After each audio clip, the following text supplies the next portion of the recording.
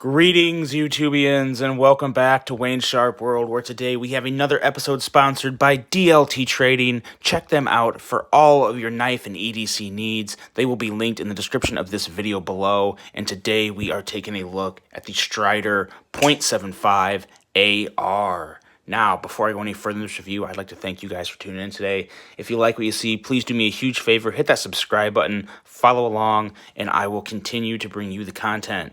Now let's take a look at some specs on this knife right here. We have an overall length of 8 inches with a blade length coming in at 3.25 inches as well as a cutting edge coming in at 3.25 inches.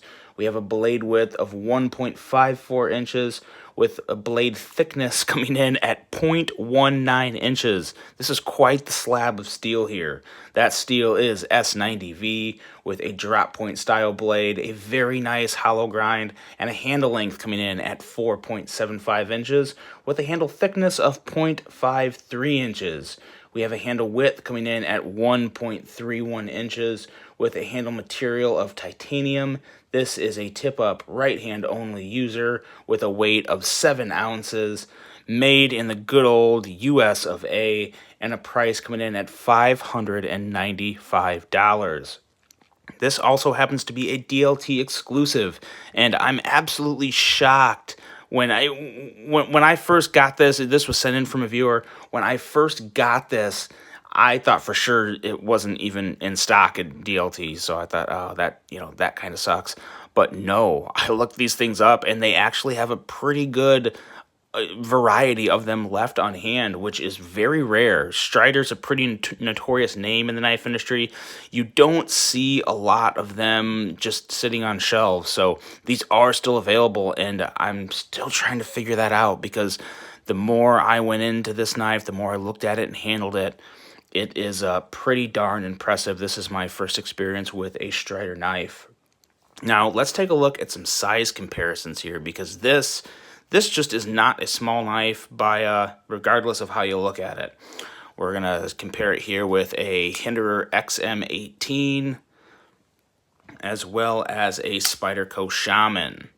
And really, it's kind of deceiving, because when you look at it, it actually is, a little shorter than the Hinderer and pretty much the exact same length as the Shaman.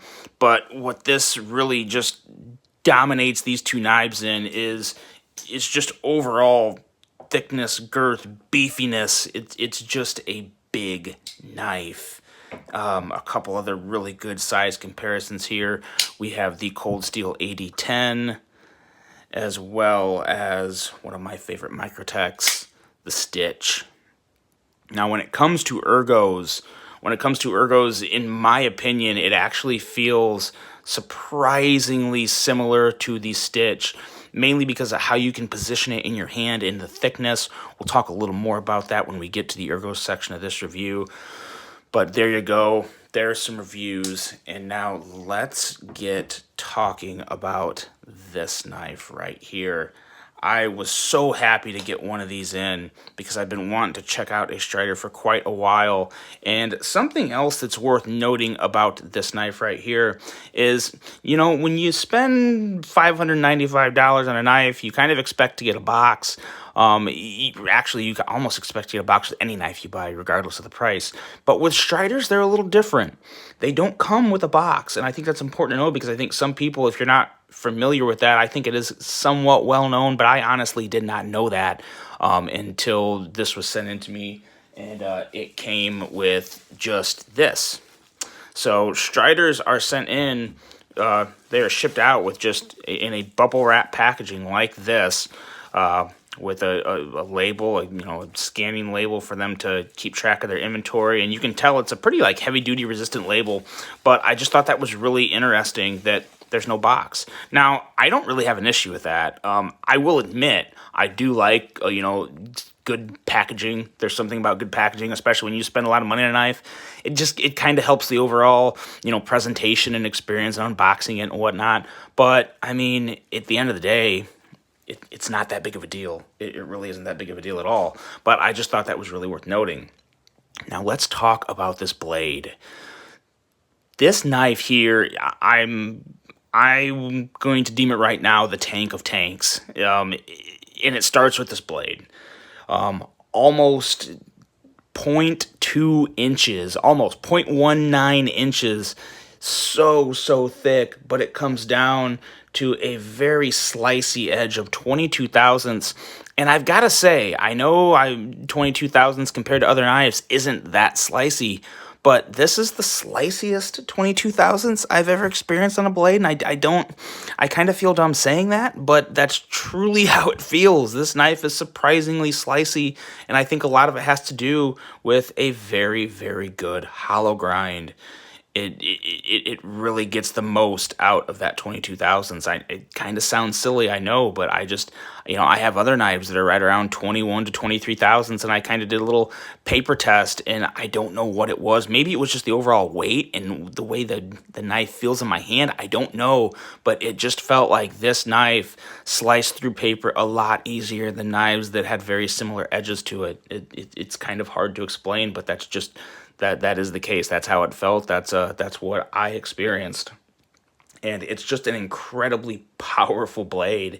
And when you hold it in your hand, it's kind of like I said, it's kind of like holding the stitch. You just know that you have a beast of a blade in your hand, and it feels pretty. It feels good. It is fun. It is an excellent blade. And it's just a very fun experience if you've never handled a Strider. This is a very good first one to get your hands on. It also has a very nice hole cut out here on the blade that works really well when it comes to deploying the blade. We'll talk a little more about that in action. And it also has some very aggressive chunky jimping at the top up here, which you don't really want to use it for. You do use it. You really do press down on it, and it's weird because it's ever so slightly. It doesn't even feel like it's chamfered, but it doesn't tear up my thumb. It's not the most comfortable jimping in the world. I'm not saying that, but it doesn't tear my thumb up. When you first put your thumb on it, you feel like it does, but you got to really get into it and squeeze it and move it around, and you'll find that obviously you feel it, but it's just not taking that, toll on my thumb at all. So I really like that about this. One thing that I really they wish they would have done a little more with this blade was bring the hollow grind up just a little more. Just a little more. Maybe, I don't know. You don't have a whole lot of room here. You're getting pretty close to the Strider. But, man, if they brought it up just a little more, like right here, that could make a little difference. It would make an aesthetic difference. It would probably make a slight performance difference. Kind of nitpicking there. Like I said, regardless, this knife is already much slicier than I thought it would be, which was a very pleasant surprise. And now going into the handles and ergos.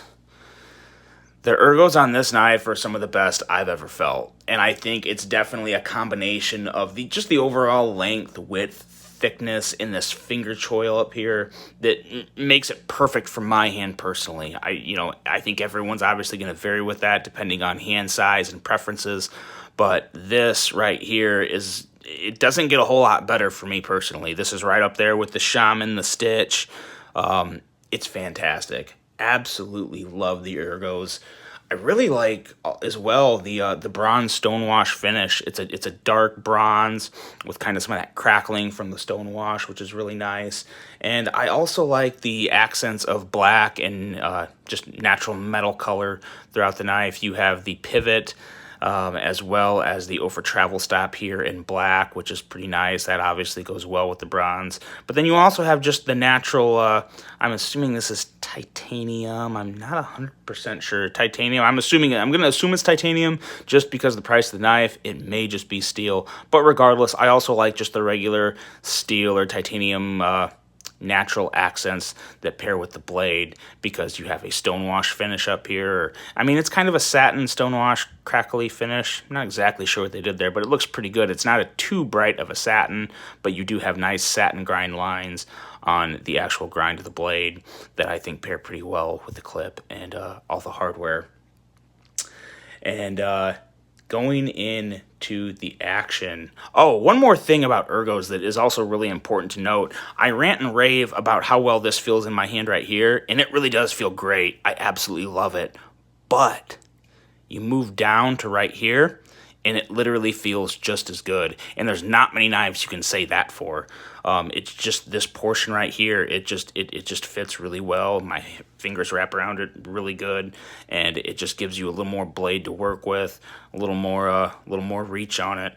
But it feels fantastic in either grip position, and you really don't have that with every knife. So definitely worth pointing out. It's a very big benefit to this knife, in my opinion. And now going into the action, which is important to note, the action on this knife, this is not a fidget knife. At least not from what I'm seeing. It's not a fidget knife, but what you have is a very, very smooth opening method. And I don't want to say it's like Chris Reeves hydraulic-y, because it's not. It doesn't feel hydraulic-y. It just feels very smooth. And you kind of have to be a little mindful of not putting too much pressure right here on the lock bar, but it does open up pretty darn good. And the more you do it, the more you get used to it. I'm also doing this under a camera, which is a little harder, but it just pops right out, and it's just very smooth. You get a very nice click from the lock bar engaging on the blade right here. And you have a very, very, very solid lockup. You have nothing to worry about when it comes to the lockup on this knife. This thing is thick, beastly, and very, very smooth. Another thing that comes to the action when you go to close it, the massive jimping up here, what that does, when you disengage the lock, from this point on, you push it all the way down with your index finger, and this jimping helps kind of grab your index finger so you don't have to, while you're closing it, stop and then move back and, do some type of weird repositioning with your hand or fingers when you're closing this blade. It's all a very fluid, just close, and it works very well. Open, close. And you open it and it closes. It's just, it works. It's great. It really is. It's, like I said, it's not that super fidgety knife, but it is just a beastly worker. And it's really, I see why Striders are so popular. Now, I've seen other models that do have a little more of a quicker, whippier action, but you don't always need it. This is a prime example of that. I'm really, really surprised at just how much I like this knife. My overall thoughts are really good. When I first got this knife in and I saw I had a little bit of sticker shock, because at $595 is a lot. But when you get something like this in hand, and you also keep in mind that this is completely made in America with, American labor rates, American resources, the price is going to go up. That's just the facts of life. But all in all, the complete package, I do think it's on par with the price point. I mean, when you look at Chris Reeves and you look at Koenigs and you look at Hinderers, this is in that ballpark, and it is absolutely every bit of quality. You also have that very unique Strider design, which there really isn't anything else like it out there. So in my opinion, it definitely fits the bill. It's a big bill, but it does fit it. Nothing too crazy out of hand there. I love handling American-made bruisers like this with premium materials and every bit of attention paid to the detail. It really is. It's a lot more exciting and fulfilling than I ever thought it would be when I look back when I was first starting to get into knives, and I thought stuff like this was just always out of my ballpark. It's something I would never have in my possession. But I have to say I'm really enjoying these, and there is a lot to like about a Strider. If you can afford it, I would highly recommend it. I really would. And like I said, these are actually in stock at DLT right now, which is extremely rare. You don't see these in stock at many other places. Look them up anywhere else and let me know what you find. But I'm going to link the search results for all Striders to DLT in the description of this video. Check them out, guys. Let me know what you think. Is Strider something that's been on your radar? It's always been part of the holy trinity of knives, and I'm starting to agree with that. At first, I wasn't sure if it belonged, but that was due to ignorance of not experiencing one. Now that I have, I've got to say, you can pretty much count me on board, I think. Really, really love this piece. Now I got to think really long and hard about, do I want this to be my next big knife purchase? I don't know. When I do, if I pull the trigger, I will let you guys know.